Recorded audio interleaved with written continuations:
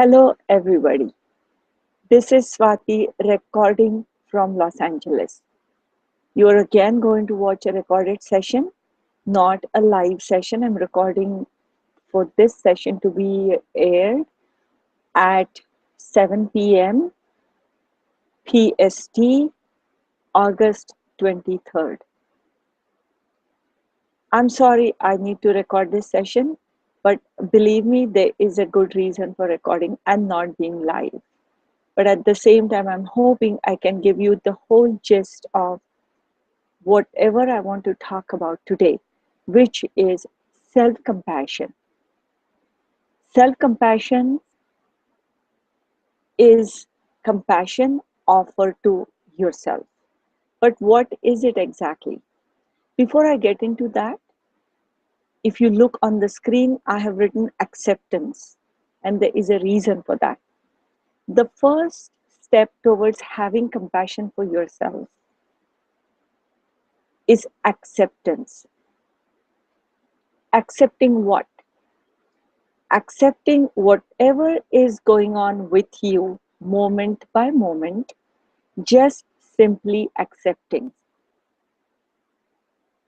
Not resisting, not trying to change it, not trying to modify it to something according to the story that's going on in your mind, but to simply accept it.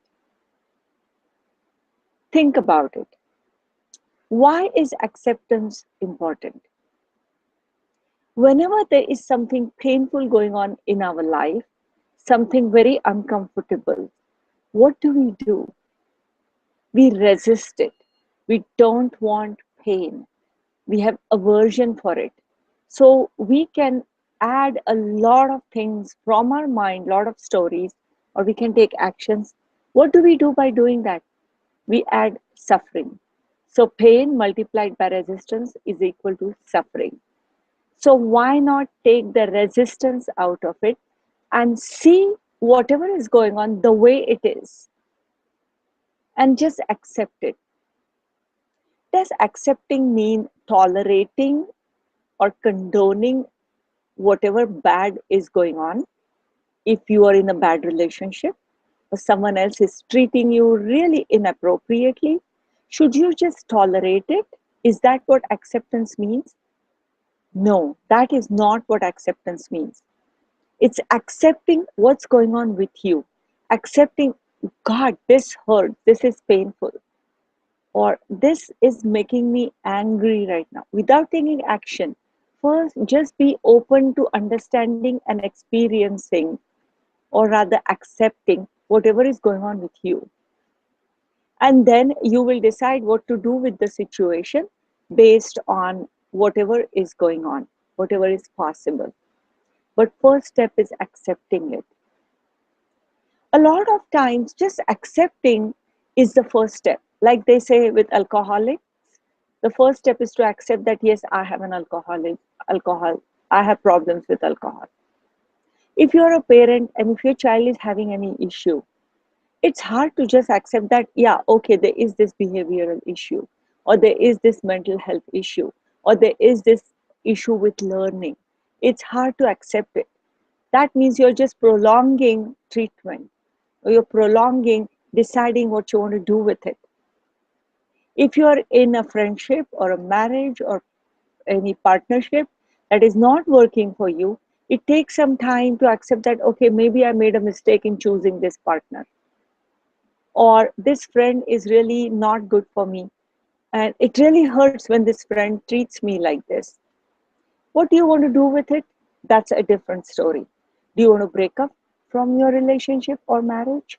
Or do you want to actually confront the friend and try some other things first? That will depend on the situation and the wisdom that you are going to develop. But first step is to accept moment by moment. And how do we learn to accept? By using mindfulness meditation. Moment by moment, you are accepting whatever is going on in your body sensations. If it is chronic pain, just that this is what it is. It hurts there. In the same way, whenever there is emotional pain or something psychological going on, by doing mindfulness meditations, you are going to just pay attention to your feelings and just accept whatever is going on. Be open to whatever comes to you. Don't turn away, don't suppress it. Just accept by simply observing it. I think you have heard enough about acceptance from me. So now what's self-compassion? Self-compassion is part of acceptance, as in when you learn to accept, what are you accepting in self-compassion? You are accepting yourself. You are accepting whatever you go through. Does that mean you are not going to improve yourself? Does that mean whatever is going on, you are not going to work on it at all? No, that's not the case. In fact, more and more research is showing that self-compassion is a better motivator than self-criticism. We feel that unless we learn to criticize ourselves, we'll become complacent. We will not actually work on whatever issue we have. But that's not true at all. In fact, but if you have noticed, highly self-critical people not only make themselves miserable, but they make people around them miserable as well. How about looking for a better way? And by the way, over self-criticism can be in fact paralyzing. But self-compassion is a better motivator. And we'll get into that as time goes by. Today, I want to introduce you to a person who has done a lot, who has been one of the two people in forefront of self-compassion in the area of mindfulness, using mindfulness to cultivate self-compassion and the whole philosophy around self-compassion. One person is Kristen Neff, who is a professor in UT Austin, and we will talk about her work. But today I want to talk about the second person, who is a psychologist in private practice, but he is also founder of or co-founder of the Institute for Psychotherapy and Meditation. He works in Boston, a very prolific workshop teacher, writer, workshops he conducts on self-compassion. And he's my mentor. So that's the reason why I am choosing him as the first person I want to talk about. Chris Germer, I want to share his website. He has written a book called Mindful Path to Self-Compassion. If any one of you starts believing in self-compassion, I highly recommend this book. But before that, let me get to his website. Is that the one? Let me check.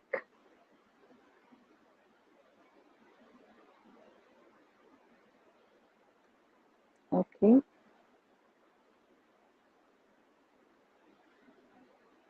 Okay, this is what I want to share with you.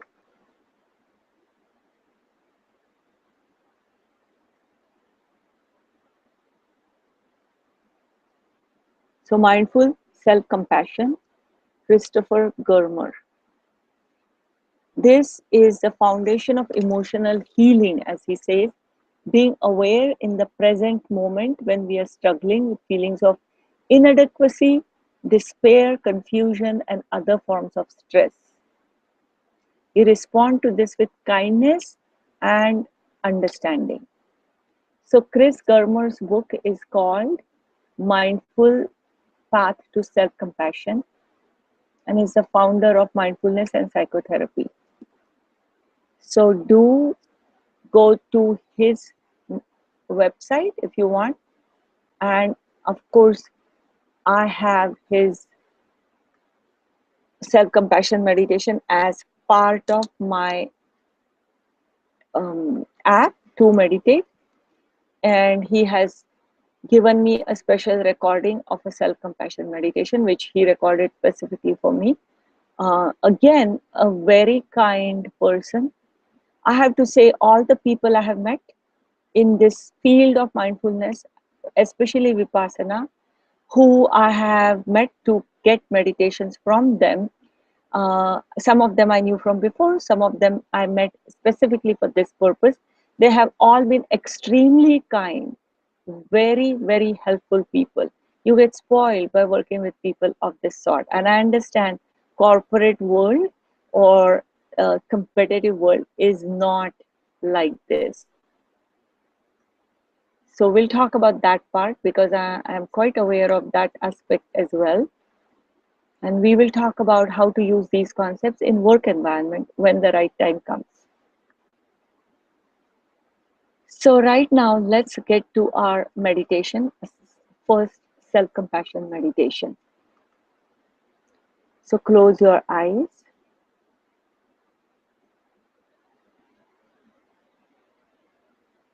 Take a few deep breaths.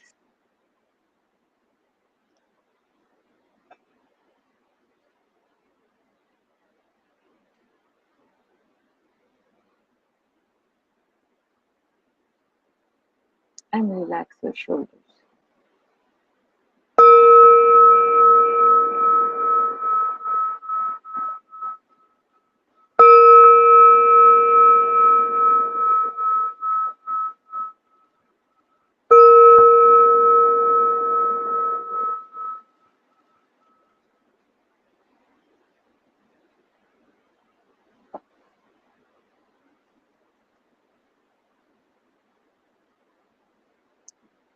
And breathe in and breathe out.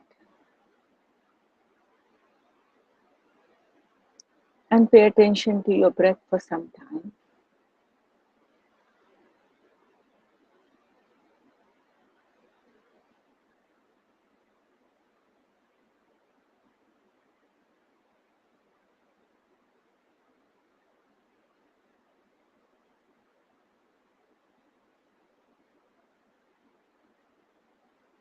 And now place your hand on your heart area, on your chest, and pay attention to how your hand feels like, how the touch of your hand on your chest, how does it feel like?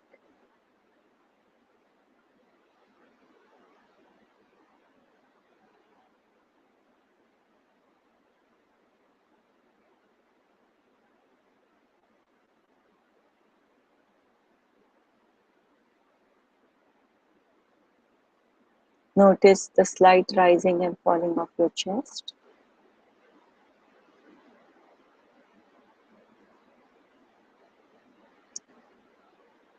Slow down and notice what's going on inside your chest. Do you feel the heartbeat?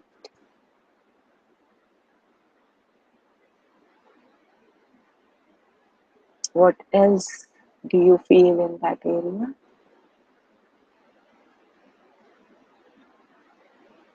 Just simply notice.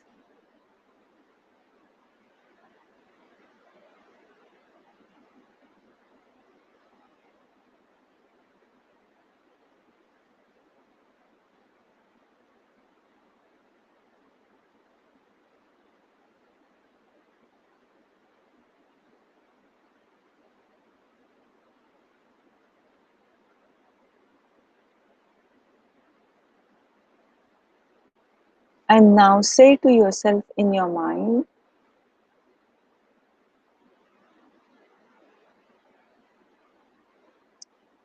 may I be happy. May I experience peace.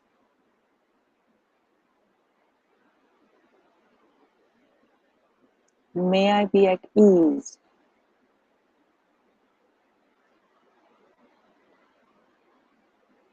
And pay full attention to what you're saying. And see if these feelings that we are talking about, this state of mind that we are talking about, is that what's coming to you right now? Are you able to fully understand and experience what you're saying? May I be happy. May I experience peace. May I be at ease. Or as you're saying it, is something interrupting it? Any thought or any feeling, is it saying, but what about this? Or only when this happens? Any thought of that sort, if it comes to your mind, just simply notice it, acknowledge the thought, and go back to paying attention to what you're saying.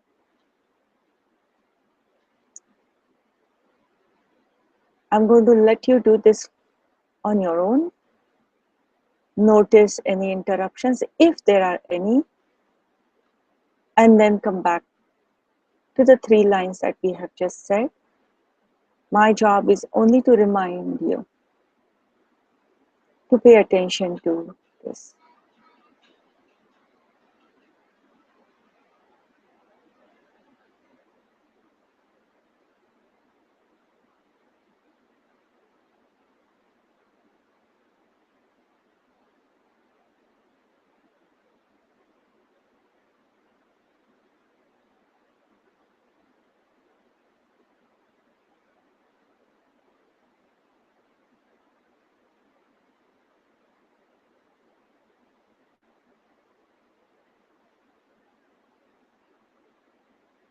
May I be happy. May I experience peace. May I be at ease. Bring your attention back.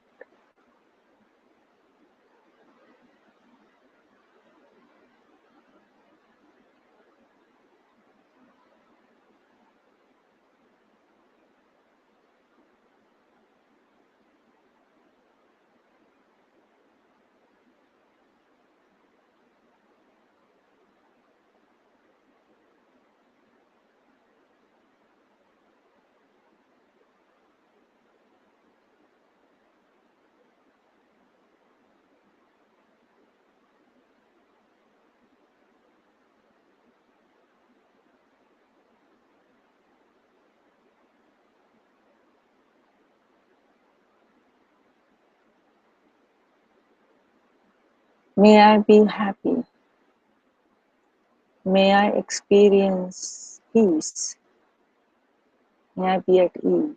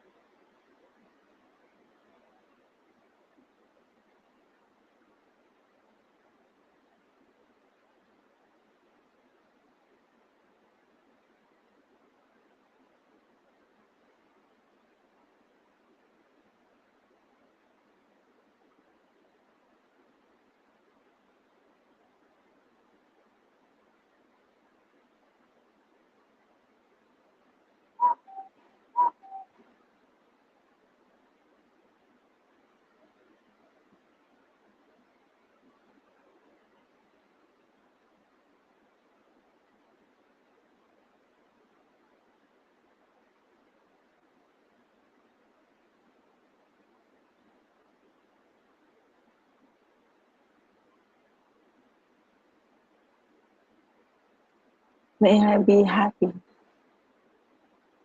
May I experience peace. May I be at ease.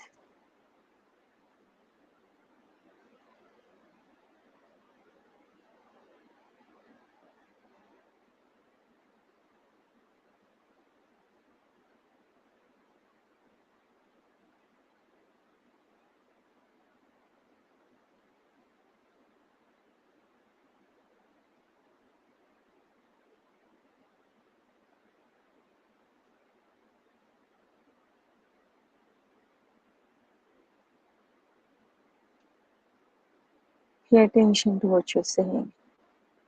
May I be happy. May I experience peace. And may I be at ease.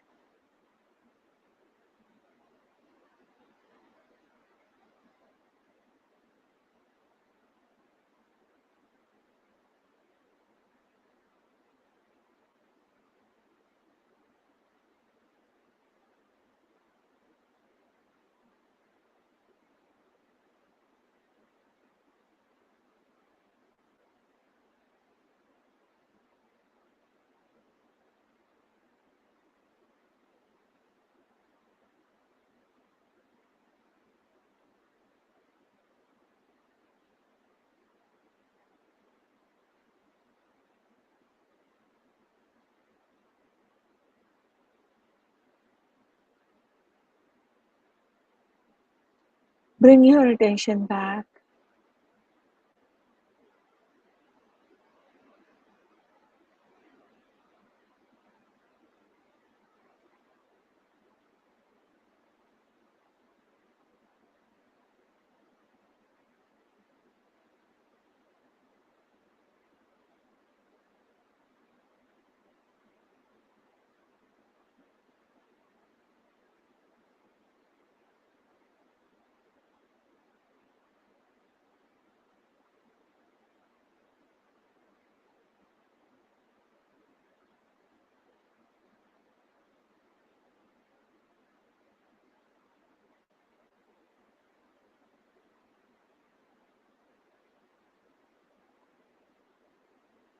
May I be happy.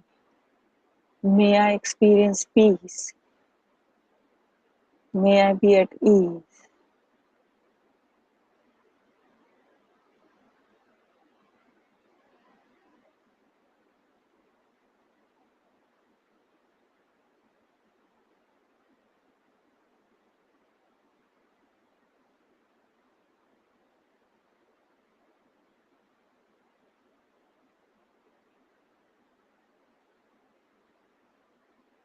And now, with this, we are going to bring our attention back to just simple breathing.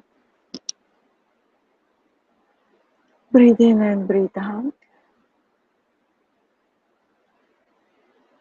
And pay attention to just breathing itself, how our body is receiving the breath.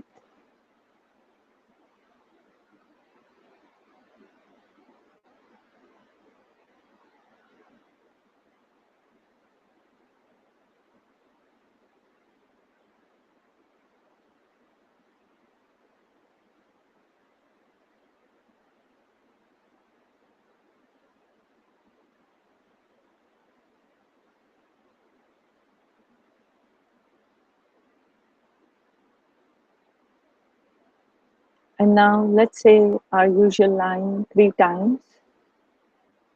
Breathe in, I smile. Breathe out, I'm okay. Breathe in, I smile. Breathe out, I'm okay. Breathe in, I smile. Breathe out, I'm okay.